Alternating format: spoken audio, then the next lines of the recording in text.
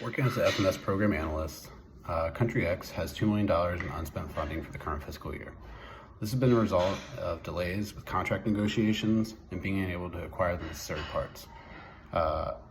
This will push the timeline for Country X to procure the necessary equipment by the following fiscal year, until the following fiscal year.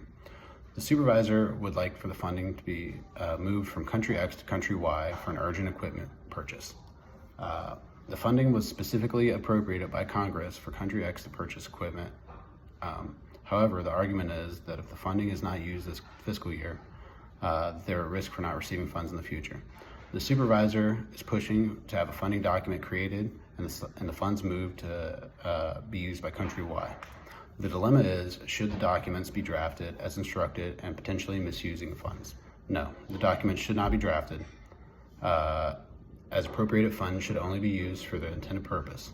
The purpose statute outlined in 31 U.S.C.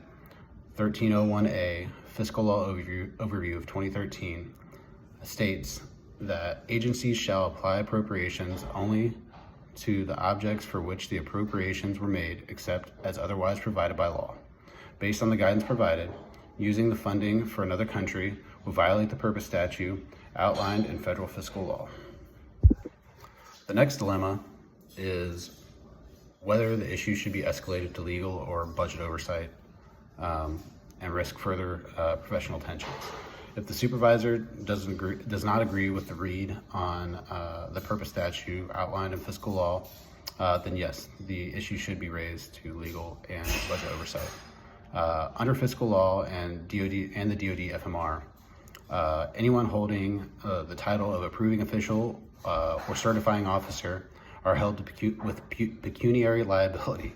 Being pecuniarily liable means that the accounting officer or certifying officer must repay out of their own pocket any funds for which they improperly dispersed or approved. Navigating compliance and integrity is simple. The rules are very black and white in this specific scenario. Additionally, by not caving to peer pressure, one is not opening themselves up to potential financial liability. Furthermore, the supervisor is not being opened up to potential liability as well. People may not be happy, but rules are rules, and with rules this black and white, it's easy to follow.